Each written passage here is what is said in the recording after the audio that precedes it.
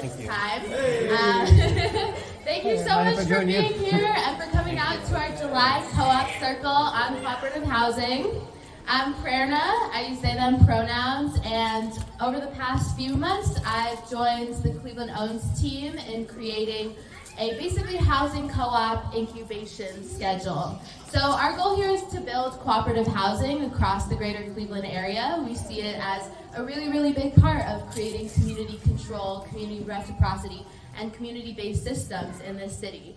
And so we're starting that today with this cooperative housing co-op circle, which we're really excited about. So we wanted to start today with just like a little conflict styles assessment, kind of an intro icebreaker to get into it. Something anybody who's lived cooperatively will tell you is there is a ton of conflict. That's how it works. We're humans, we have opinions, we have conflicts. And I think a big part of cooperative housing is learning those skills to be able to communicate and resolve conflicts within your housing co-op. So the first step is knowing how you communicate and how you show up within conflict. So we have these really cool little quizzes that I don't know if folks had a chance to grab at the welcome table. If not, my sweet friend Eric will be passing some around. It's just like a quick 15-question questionnaire to see what your communication style is. At the same place on that welcome table, we had a bunch of little zines that say an introduction to cooperative housing. Did folks get a chance to pick these up? No? Okay. Can I have a friend also pass out those little booklets for me? Awesome. So we'll give you all a few minutes to fill out these like conflict style assessment forms. Feel free to talk about this with your table mates. We have a couple questions on the first page of the booklet to kind of get conversation started. The goal is also to get to know the people that are next to you in your table, because we'll be doing a couple different small group activities with them for the course of today's co-op circle. Your new table mates and friends, conflict styles. Okay, cool. So a little bit about the way that we like to facilitate co-op circles and the model of which we use is we really believe in this model of popular education. So we're all teachers and we're all learners, and especially when it comes to cooperative housing, we all have very different experiences that we're bringing into the circle in terms of living cooperatively versus not living cooperatively. So I really want to hold that with a lot of importance as we continue on the information today. So the rest of the co-op circle is going to be structured a little bit like this. I'm going to get into some facts about how housing co-ops work, what are common structures that we see, and how are they organized and take place. Then we're going to hear from members who are currently living in housing co-ops across Cleveland. We've got a really cool grad student co-op, we've got another co-op on Hessler Street, and then we have a co-op that lives in Cleveland Heights that I have the pleasure of being a part of. In the spirit of popular education, I also want to say that this endeavor that we're embarking on through Cleveland Owns around building out housing co-op structures and education is very new. We really haven't done a ton of it. I've been doing this for 2.5 months in terms of studying it and living in a co-op for a little bit less than 2 years. So in that spirit, we are very much growing and learning together. And with that, I want to get started with a little bit more about what is cooperative housing. So maybe you've come to the co-op circle before, you've heard a little bit about how worker co-ops work. Housing co-ops are a little bit different because this is all about your living situation and using that living situation to engage in problems and solutions together collaboratively. So at its core, co-op housing is cooperatively owned and governed housing, often structured to remain permanently affordable, meaning that unlike the way a lot of our rental properties work right now, where equity or the value of that house dramatically appreciates in a decade or so, co-op housing is structured to remain permanently affordable. And the way that's done is through a variety of different mechanisms. First, there's no individualized ownership in a housing co-op. So the housing co-op is the legal entity that owns the housing unit itself. So instead of a landlord or you as a homeowner, there's an entire housing co-op or collective that owns that property. And members own a share in that co-op corporation or that co-op entity and the right to occupy a unit in that co-op. And housing co-ops can be any type of housing unit, whether it's high-rise apartment buildings, garden-style apartments, townhomes, single-family homes, mobile home parks, etc. Housing co-ops really come in all different forms, all different shapes and sizes. So I'm going to run y'all through kind of the way that we categorize the three main types of housing co-ops here. And then, we can get into a little more details on how each of those types of co-ops works.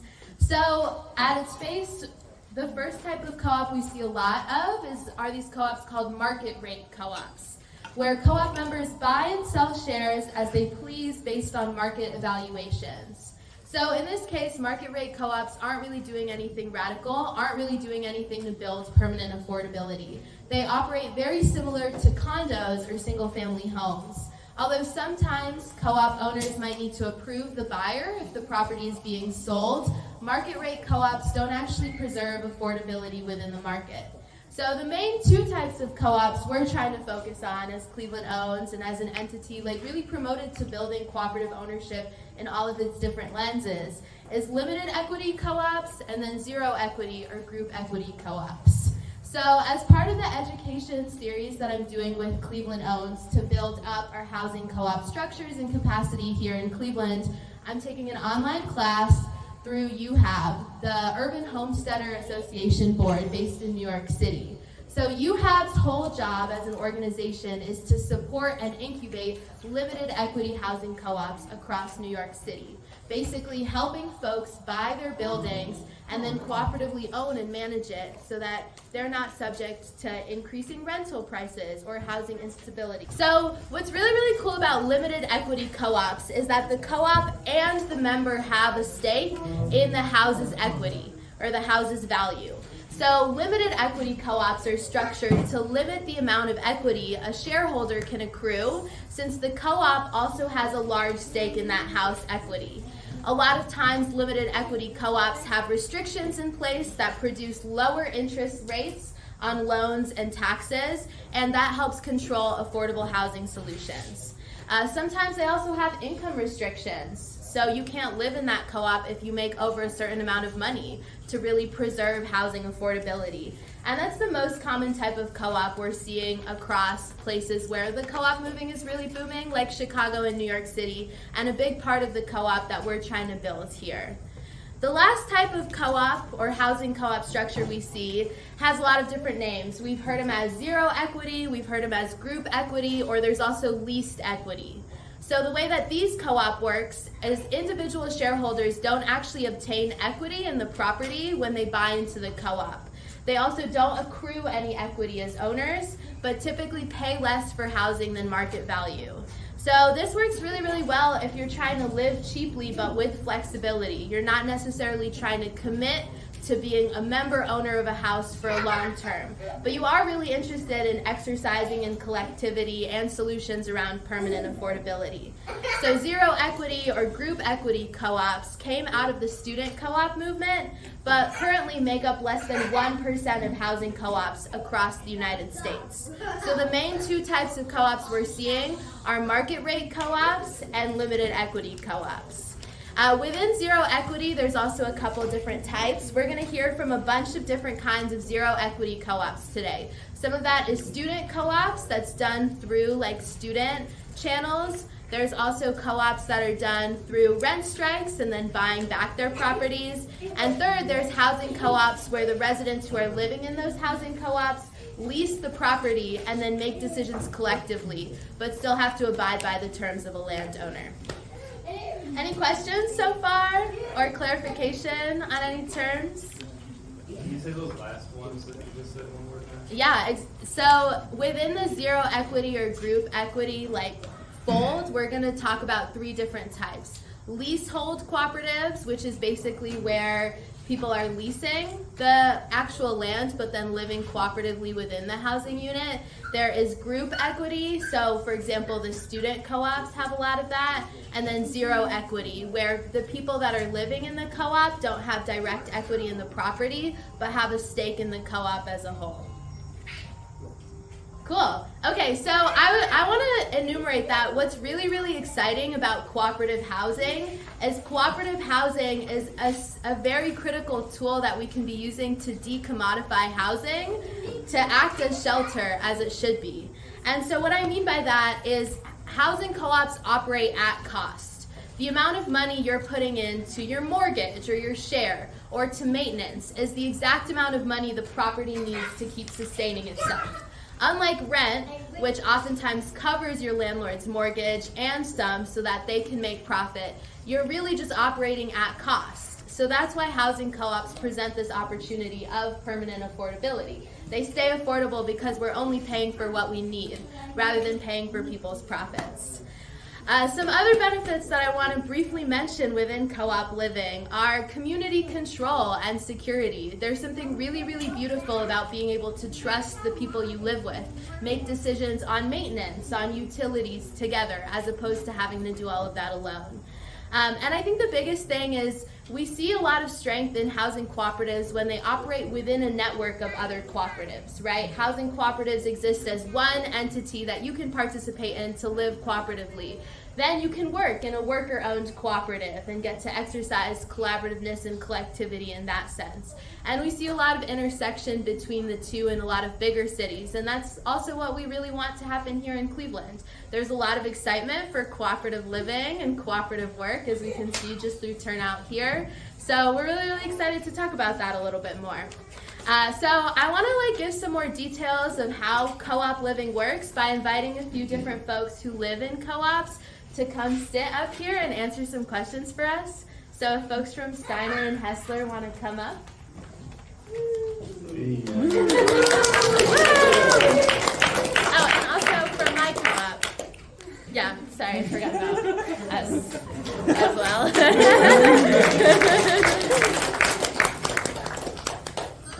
Cool, so I have a couple questions that I'm going to ask folks here, and then I would love to give time for audience Q&A if y'all have questions for these lovely people who live in a co-op. My first question is if y'all want to introduce yourselves, the co-op you live in, and how long you've been living there. Hi, I'm Brenda. I use she, they. This is Slug. We both live at the Euclid House Cooperative. It's 10 of us living there, and I've been there for 2 years now. Is that on Hessler? Is that you saying Euclid Heights. Euclid Heights? Yeah. Is that? All right, my name is Coop. I also live at the Euclid Heights Co-op. I've been there for 2 years. Outside of just being here, I do some political education on the side, and I work in a restaurant. Oh, any pronouns are fine for myself. My name is Chuck Coven. Any pronouns are fine. I live in the Hessler Housing Co-op, and I've been there about 20 years. Hey everybody, I'm Tommy. I use he, him pronouns. I live at the Steiner House Cooperative on Bellflower Road in University Circle. I've been there since August, so almost a year now. I'm Sarah. I also live at Steiner House, and I moved in basically the same time as Tommy. Yay!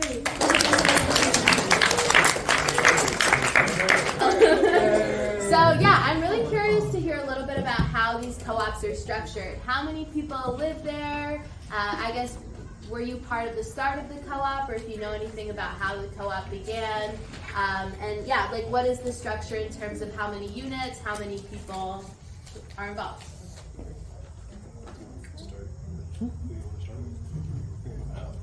Yeah, you guys want to start? Yeah, so we'll be talking about Steiner House. Steiner, let me know if you can't hear me, by the way. Steiner House is a international graduate student co-op house on Bellflower, like I said. The house has been around for several decades now. About in the Great Depression, I believe, a group of case students kind of banded together to decrease costs and really try and save money so that they could see out their degrees, when the country was in an economic depression.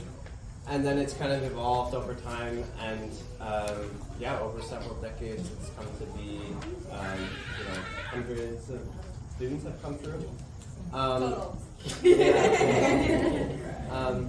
Right now we have, in the fall, I believe in August, we'll have 20 people living there, all graduate students. We're also open to graduate students, not just at Case Western, and also folks who are doing some sort of training program or postdoc program as well. And so we have 15 rooms, something like that, and 6 bathrooms. So it's a large single-family home that's been subdivided over time to create all these units. Yeah. And right now we have about 2/3 of our students are international. Right now Tommy and I are both American, but most of us do happen to be international, so we definitely have that focus. And a pretty even split between master's students and PhD students. But we've also had a few postdoctoral researchers as well. So, and vast majority from Case, but some not as well. And we're a zero equity co-op, so we don't own equity in the house, but we have a full say as far as the decision making. We all share costs, labor, like chores and cooking, things like that. And yeah, like have couple different spaces where we make decisions. Anything else we should highlight? What's the ratio of men to women in maids? I see it's co-ed. Typically even. Yeah. Typically even split. We always have a majority of international students. We're at a particularly high rate of Americans right now, actually, with the 1/3 of us being American. We also, one thing we didn't mention is we do have a board that helps us manage our finances that's mostly former members of the co-op.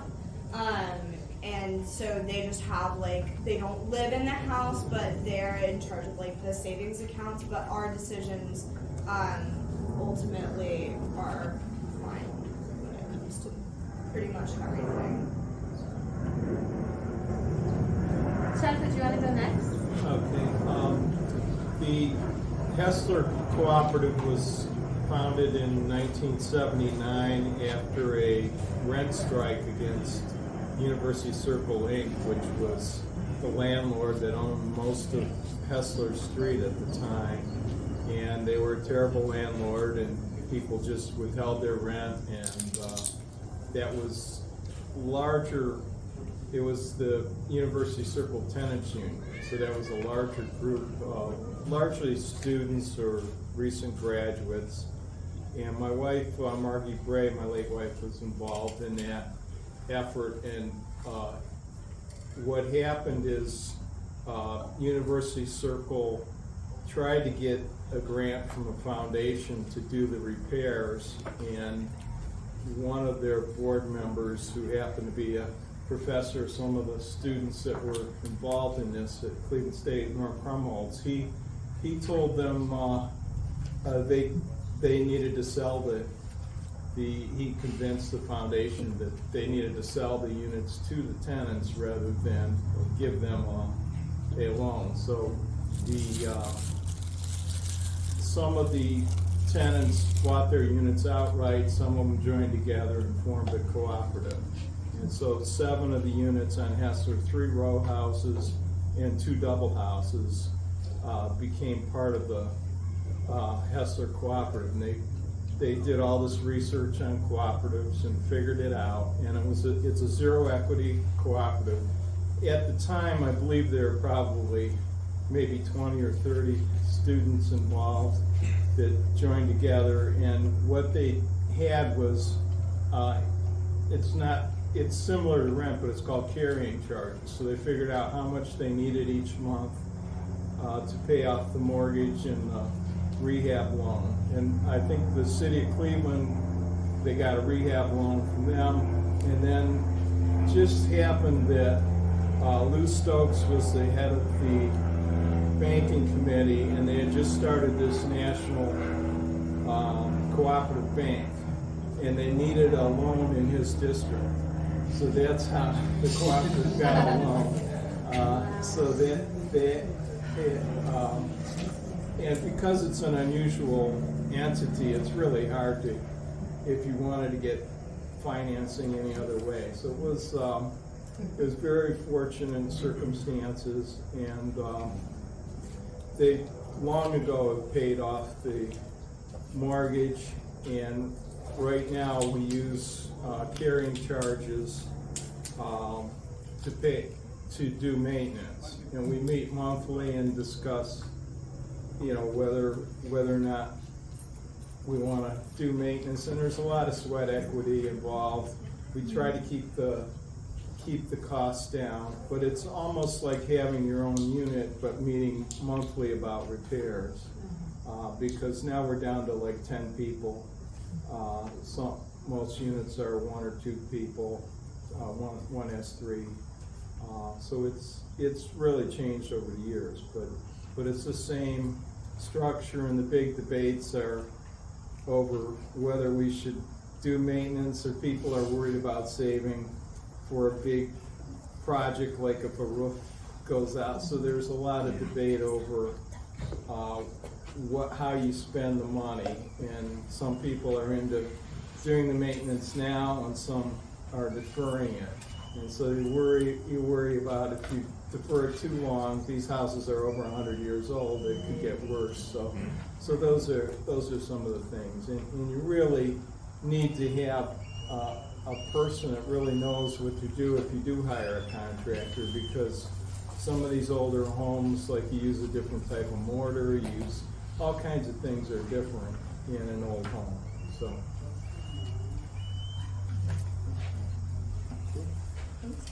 Thanks, Chuck.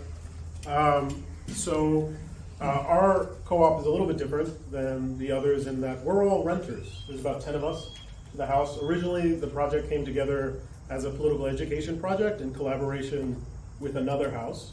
That arrangement ended this past October, and so the folks that lived in my house, there are 9 of us, were faced with the question of, like, what would it look like to continue to live not only cooperatively, but in community moving forward without this, like, overarching education project that we all moved here for.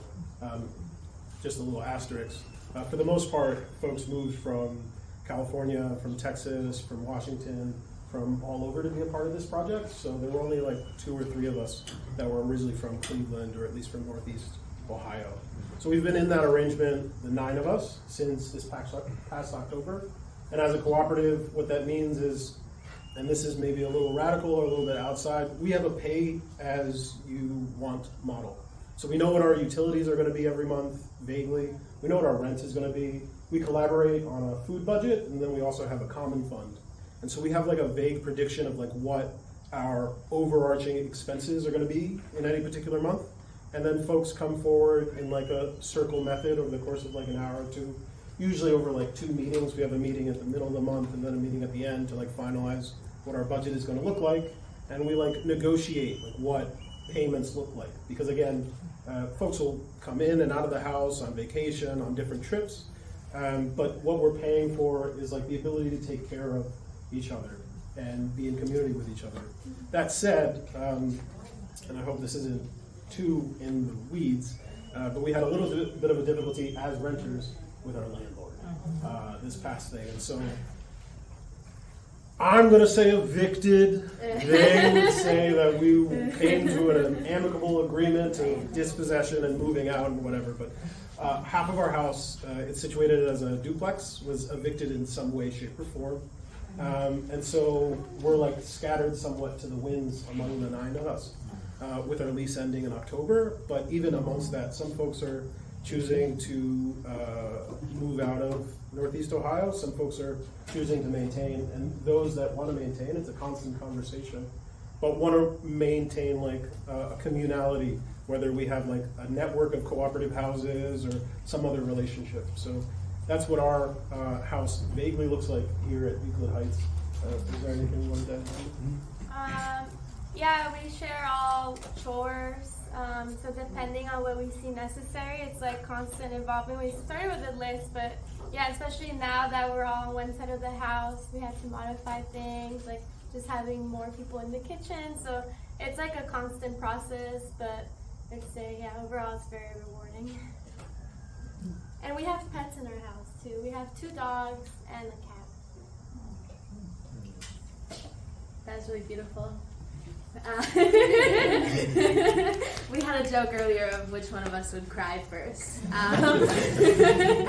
What I think is really, really cool about housing co-ops too, and like something that I'm hearing from everybody is like whether it's like working or living cooperatively, there's a lot of shared values, right? So the 7 principles of like cooperative work or cooperative ownership that we use are like voluntary and open membership, democratic member control, member economic participation, autonomy and independence, education, training, and info, cooperation among other co-ops, and concern for community. So I think it's really, really cool to see how that shows up both in like worker cooperative settings and housing co-op settings.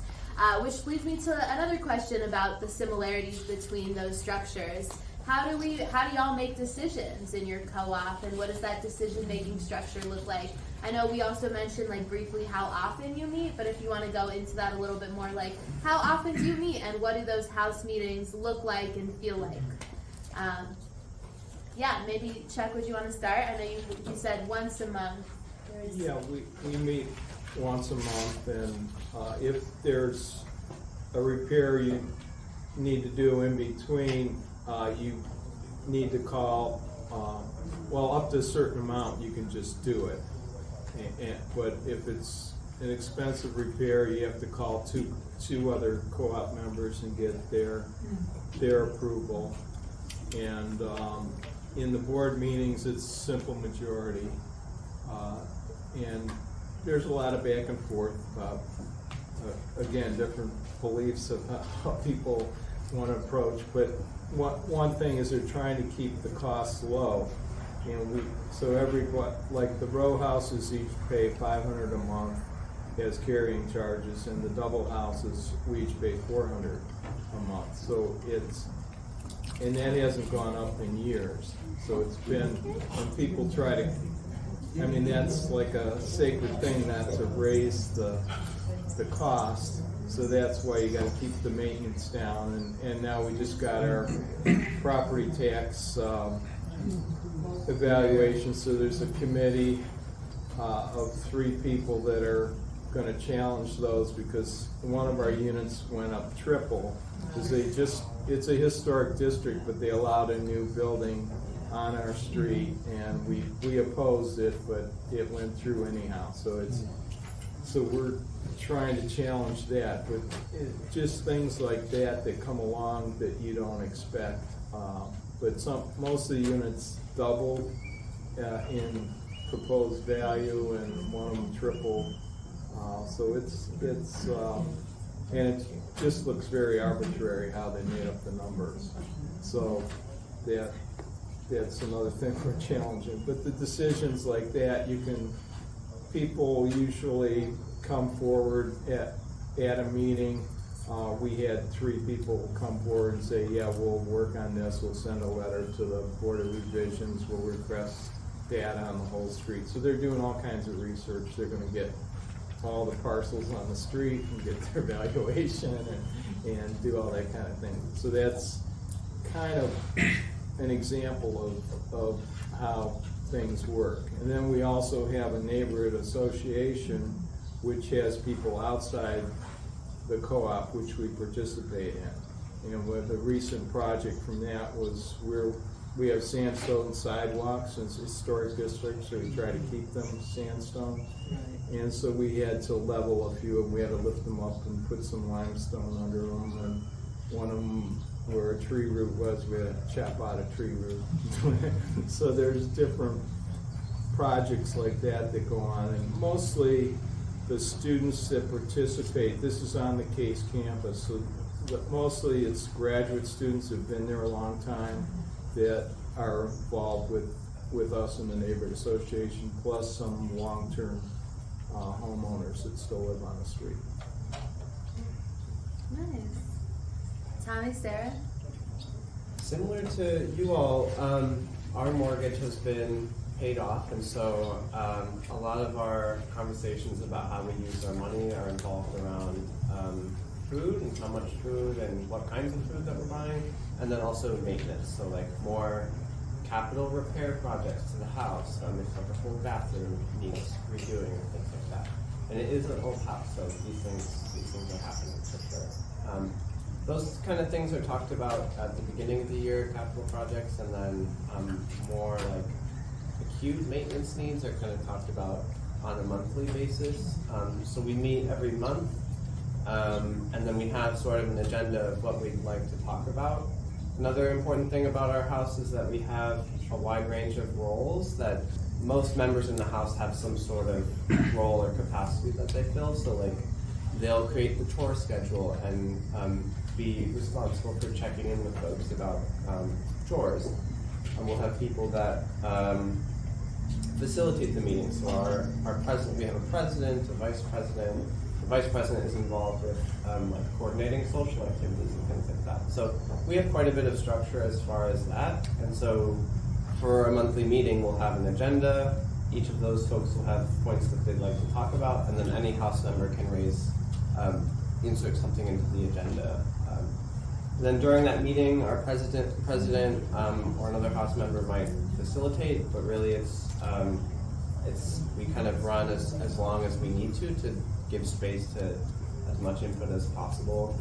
Yeah, like I said, around maintenance issues, around maybe some sort of interpersonal conflict that is relevant to the rest of the house, giving space for that as well.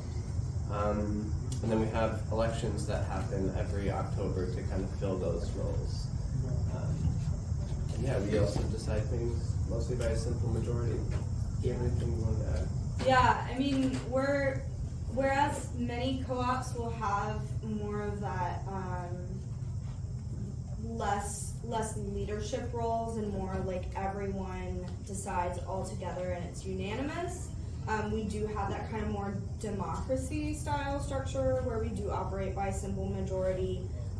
No single one of our like officers has any more power than anyone else. They just might be more of a liaison to the board or to certain aspects of the house. So we have, besides the president and the vice president, we have maintenance managers, we have the house manager who assigns the chores like Tommy mentioned, and the ordering manager, who orders all of our food. So our rent is structured as single rooms and double rooms, because we do have some people who stay 2 people to a room, so double rooms are slightly less expensive.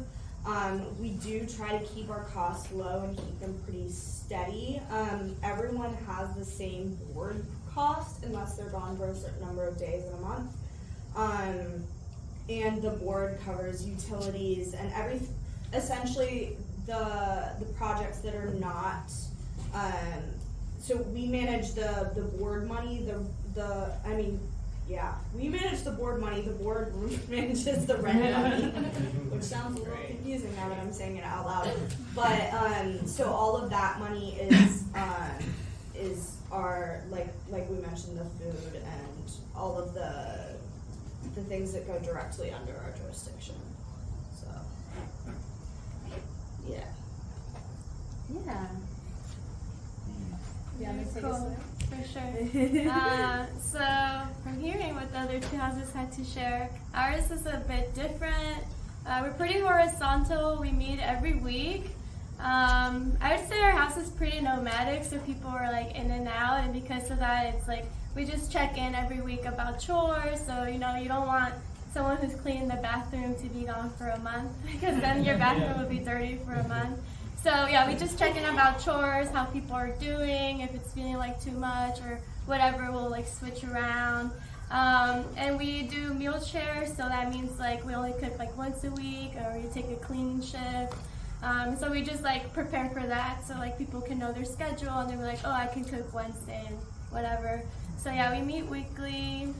And then I say we're pretty horizontal because we meet weekly. We just like check in every week, any issues that come up, any repairs that we see are needed, and then people will delegate tasks and people will sign up for whatever they have interest in.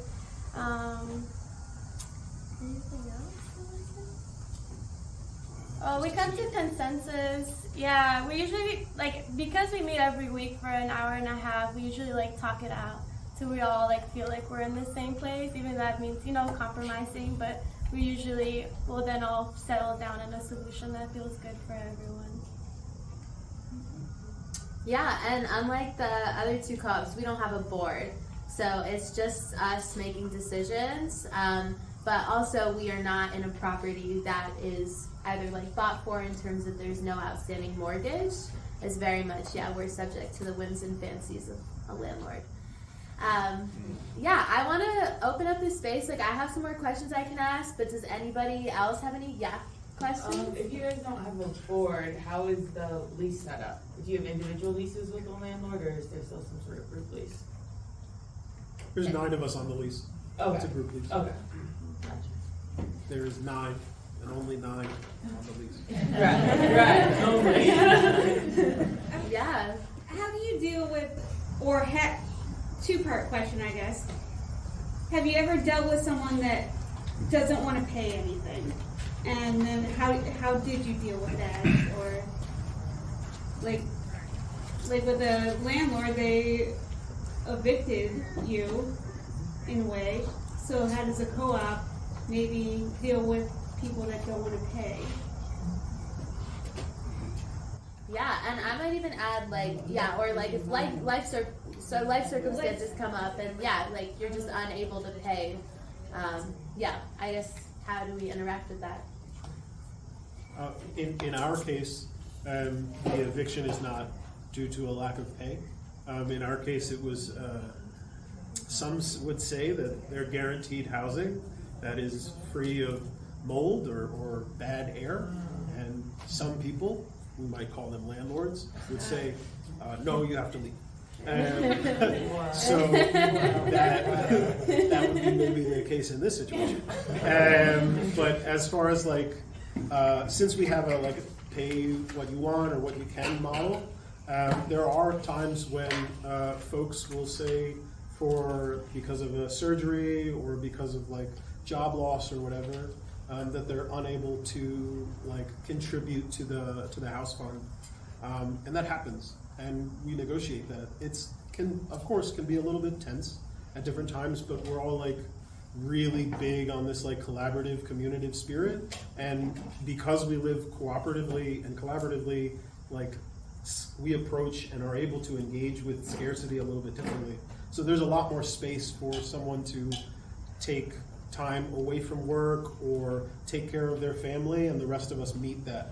So there have been multiple times when people either have gone down in their obligations or their fiduciary contribute, and there are other times when we go up. It depends. And in the worst of situations, any excess that we have in a particular month carries over into a common fund. So as of late, we've tapped into that when people have been in more strenuous situations. I think the cool thing about a co-op situation, at least in a situation where you all have joint ownership, so for us, we don't necessarily have people who are I can't pay for such and such month, because we are working with pretty fixed incomes as far as our graduate stipends or lack thereof go. But I think in another vein, since we do have that collaborative, collective decision making, there are certain allowances that can be made if someone needs to pay a rent check late. We have certain accommodations for that, and we can decide on stuff as a community. One interesting thing about Steiner in particular is because we have people from all over, we have people with very different beliefs, whereas with Euclid Heights, y'all have more, everyone's kind of politically aligned because you guys all came from the same program. We're literally all over the board, and so it can be really, it can be challenging sometimes to make decisions when we're coming from such radically different worldviews oftentimes. But it ultimately is really rewarding, and we typically are able to come, if not to a consensus, towards something that mirrors it on certain decisions. So yeah.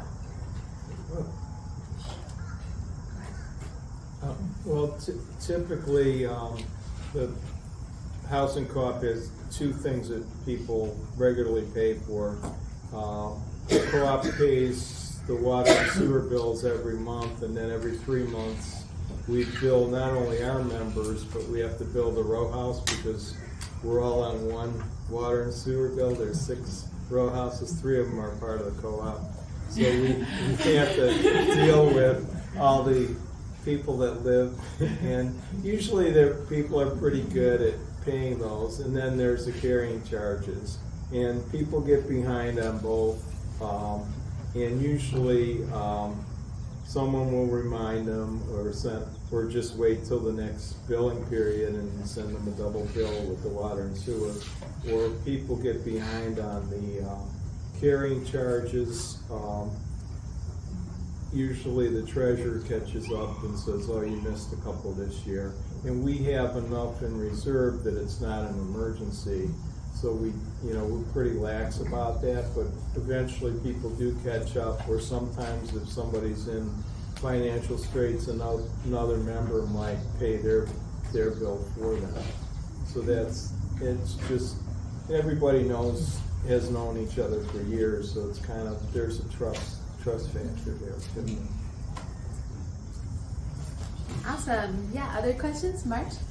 Yeah, with Hustler Street, how do you, has anyone ever moved, and how do you manage transition of one house to another? Who decides? Okay. And what's the, how do the costs happen? And I don't think that co-op bank exists anymore for new share.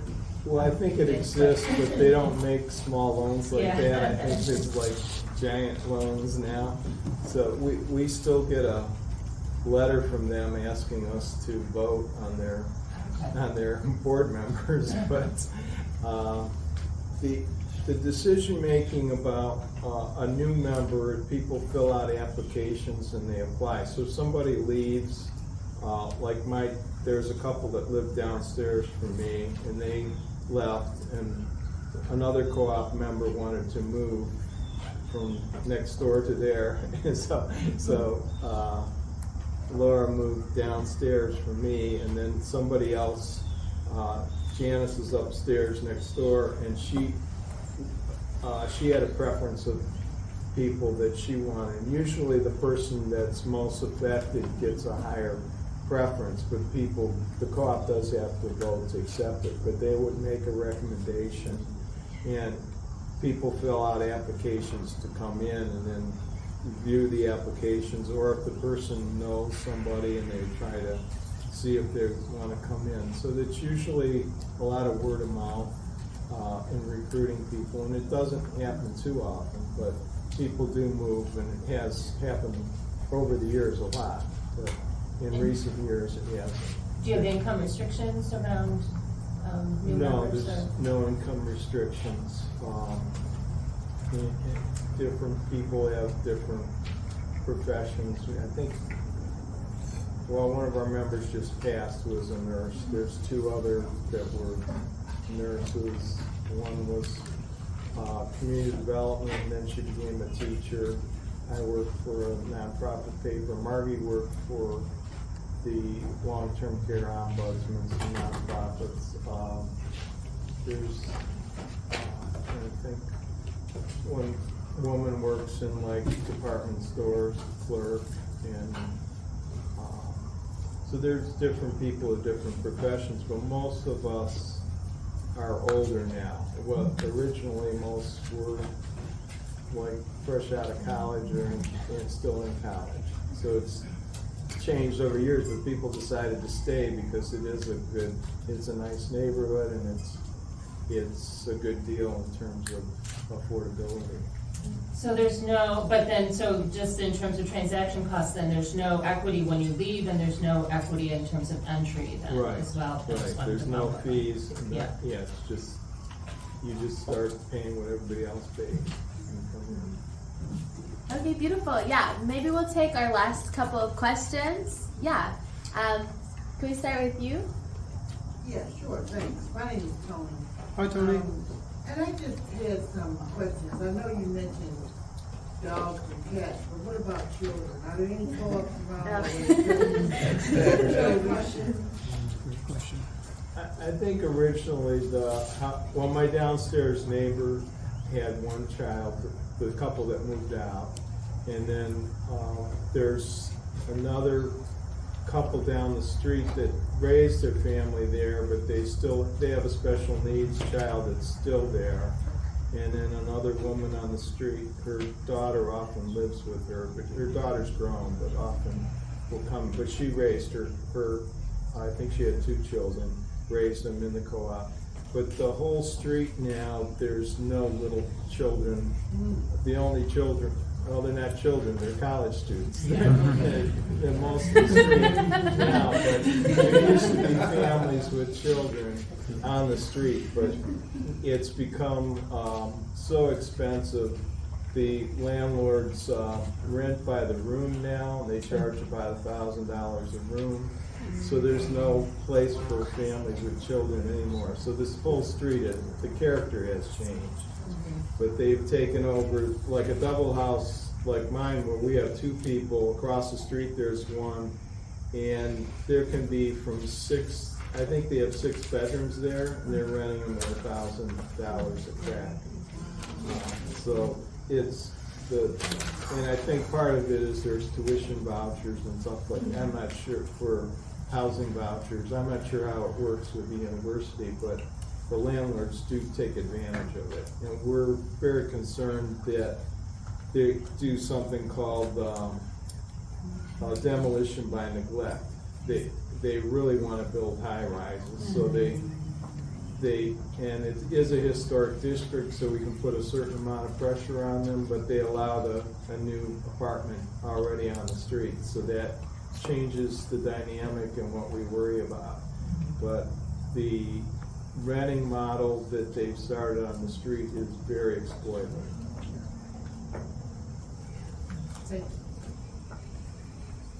Yeah, and then I think y'all don't have kids. No, there's no kiddos at Steiner. I don't know if there has been in the past, but there's not currently. But we do have several like married members whose spouses live elsewhere. I'm certain we would evaluate kids on a case-by-case basis, because I'd say our house is pretty kid-friendly in general, despite not having kids. We tend to be pretty PG. So yeah, but it's a cool place. But regardless of what our neighbors think, there are no children that live. We're all voting aged adults, so. But we would be willing to accommodate. Yeah, I think that's like one thing that's really exciting about cooperative living is like it's literally challenging like the house and the nuclear family and all of these like very traditional, very colonized ways that have been informed on us to live. And it's like, I think that's a question we talk about all the time of like, what would it look like to raise kids in community or in a co-op house setting? Would be really, really cool. I want to be conscious of time. I see your hand. I want to say, Natalie, your question, and then maybe move on, but we will have more time for questions. Mine wasn't really a question. I just wanted to say I'm thinking about cooperative housing with children because I have a child. I'm not currently doing that, but if you want to talk about that, I want to talk about that. I love that. My question was answered. Oh, cool. Okay, beautiful. Awesome. Okay, cool. So yeah, I really want to like hold that. Yeah, we asked folks to stay till 8, and we have a couple other things to talk through, but I imagine some of these folks will be here after as well to talk through if you have more questions. Thank you so much for coming out and answering our questions.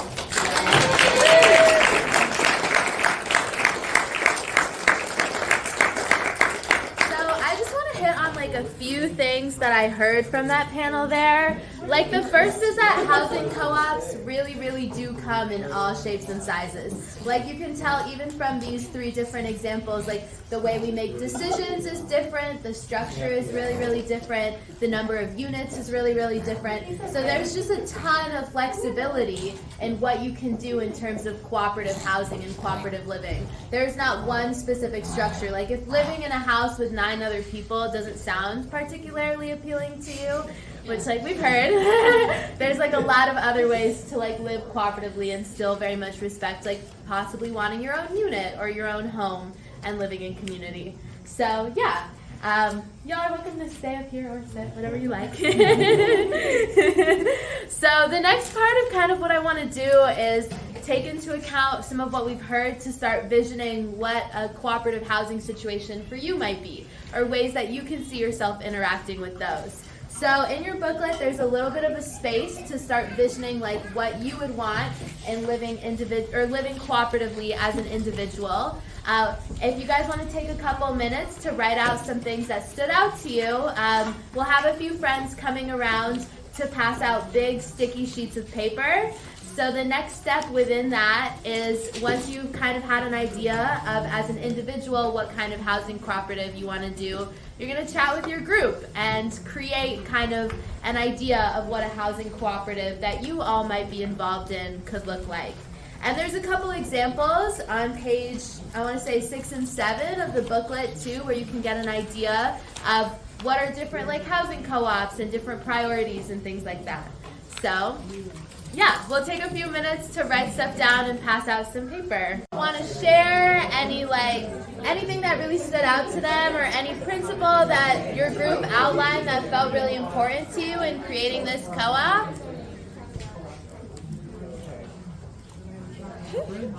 What was that?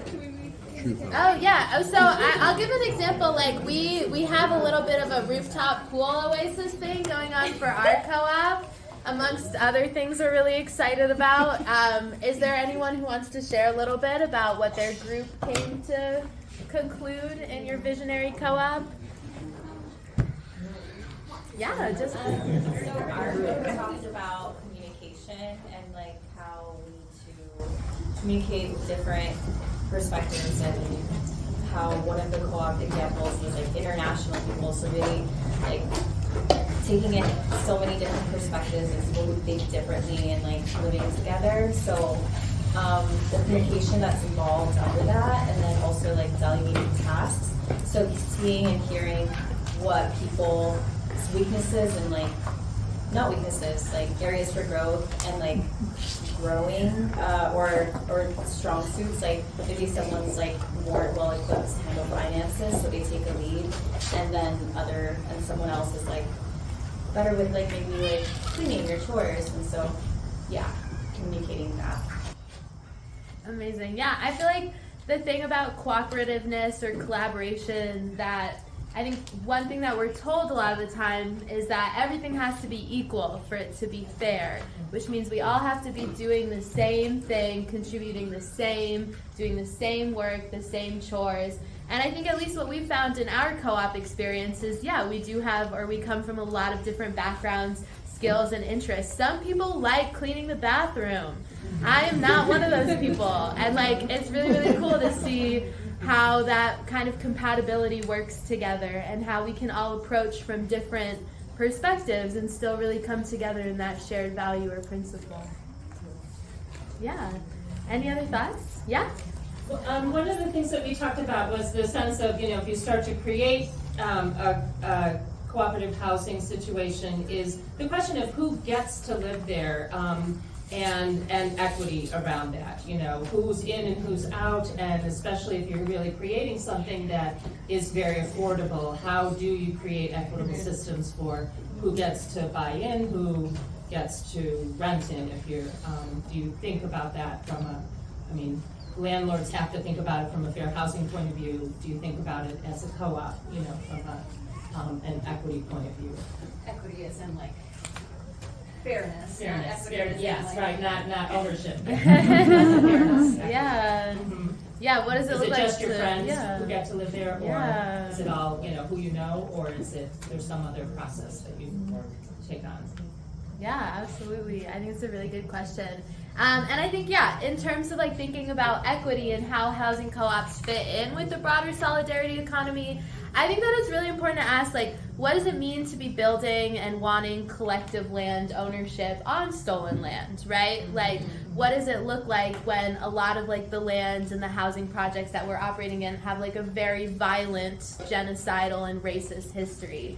So I think like that's why it's really, really important to think about housing co-ops from this broader community lens too, right? It's like you as a co-op, you with your co-op mates, but also interacting very intentionally with your community outside of that, with the goal being that we see cooperative work and cooperative life and cooperative values in all aspects of living, not just where we live, but how we live. And I also think that's what I really love about living cooperatively, is like you are literally walking the walk. Like it's not just talking community, it is doing community. It is sitting in meetings and hearing what everybody has to say. It is building the patience and the grace and the trust with people. And those are tools that we are not build, or we don't get to build in schools. We don't really get to build in our workplaces. And so that's why I think that there's something really, really beautiful about choosing cooperative living for you as a person, because it's showing that internal work of like wanting to desocialize and deprogram ourselves from a lot of those like individualist structures as well. And specifically, like I want to read this quote, reimagining housing systems and value-driven, equitable networks within communities requires the deconstruction of the colonial structures that support the existing system. I think a really good example of this is like what Chuck was talking about with the Hessler Street Co-op. The way that they were able to collectively own those properties was through a rent strike. It was through a refusal to accept the current increase in rents and what the University Circle CDC at the time was imposing on them. So I see these housing co-ops as also really interacting in the world in that way, a refusal to exist in these current systems of domination that are put on us, and a desire to build new and build cooperative networks. So there's a bit of a graphic that Bogdan and I presented about a couple months ago at another co-op circle on the solidarity economy, which I think is just a really cool visual to see kind of how cooperative housing intersects with other types of cooperative living. And specifically, I really wanted to highlight the community land trust. I know we have a ton of folks here who are also interested in building out a community land trust project in Cleveland Heights, which is really, really cool and exciting. And community land trusts are kind of another critical form of we're seeing a lot of people use as a way of like collectively owning and managing land. What's different about community land trusts is it's more so ownership on a land than a housing unit. And that land can obviously encompass a bunch of different housing units, kind of how we see in that graphic on the booklet. I believe it's page 8, yeah. And I think in particular some things I want to highlight are when you get to build community co-ops on community land trusts, they can help co-ops maintain their affordability, particularly in limited equity co-op settings where the affordability is built into the mortgage. But community land trusts and co-ops have a relatively new partnership. In 2014, a researcher did studies and found that there were fewer than 10 land trusts in the United States that had co-ops in their portfolio as well. So what we're seeing is like there's definitely this energy for collective land ownership, cooperative housing, but in actuality and in practice, it's very, very difficult to implement. That's for a lot of different reasons. One thing I was chatting about with some folks is like we in Cleveland don't have TOPA. Anyone know what TOPA is? Tenant Opportunity to Purchase. Yeah, Tenant Opportunity Purchasing Act. It's something that we have in DC and in New York.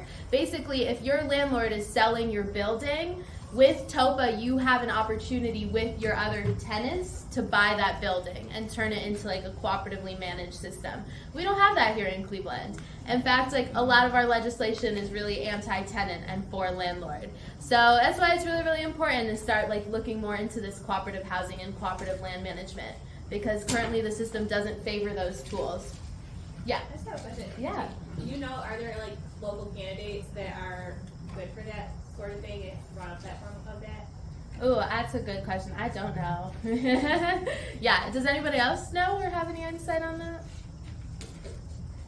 Okay, so that's something for us to discuss in the future, for sure. Yeah, so kind of like wrapping up for today, obviously like people will be staying chit-chatting for much longer. But first, just wanted to share a lot of gratitude to y'all for coming out, discussing cooperative housing. It's very exciting. I really want to share a lot of gratitude to the co-op circle team. Every other month, we put on a circle like this, and it's really, really cool to bring people together. Thank you, Bogdan, for cooking. In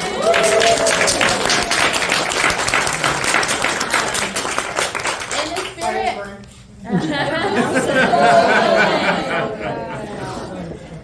in the spirit of the solidarity economy, I do also want to shout out Loop, which is a child care co-op that did childcare for us today.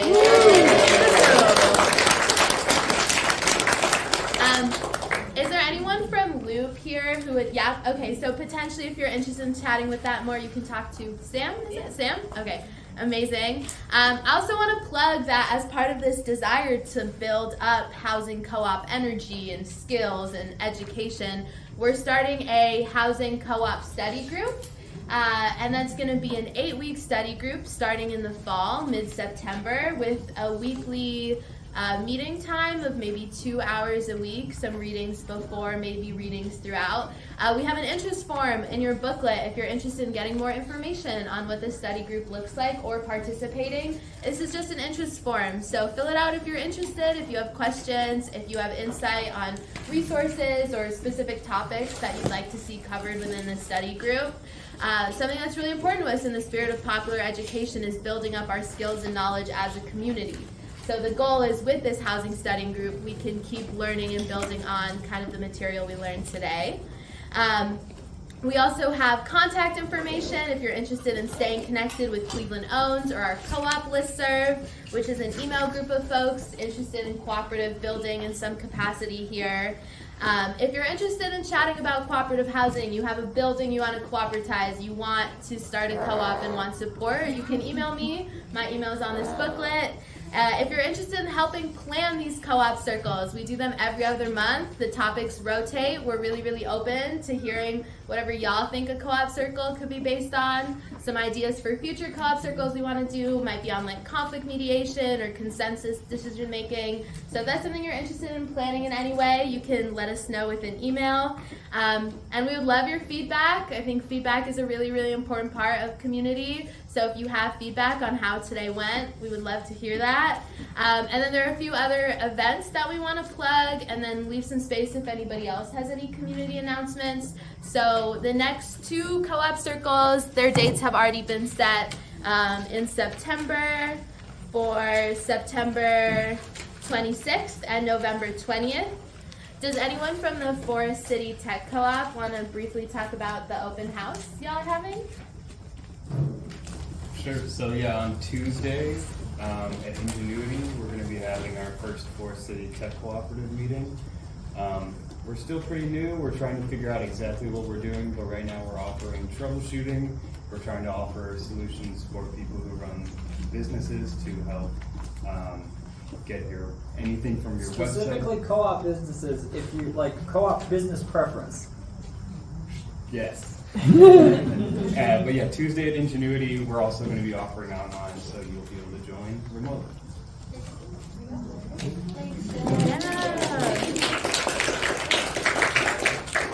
We also have the IRTF Summer Solidarity Social on August 9th. It's just a bunch of people invested in solidarity who come together and chat, and it's fun. Any other events or, I don't know, opportunities people want to plug at all before we conclude today? I can tell you about a program on August 24th in Kent, Ohio, Reeds and Roots. You can find it online at reedsandroots.org. It's a skill share, and people volunteer to teach skills about sustainability. You know, it could be fermenting foods, it could be about community building, you name it. But it's a free event, so look it up online at reedsandroots.org. Thank you. Yeah. Any other thoughts, questions, comments, concerns before we conclude today? This is awesome. Thank you so much. Yeah, thank y'all so much. Thanks for being here. Thanks, Prerna.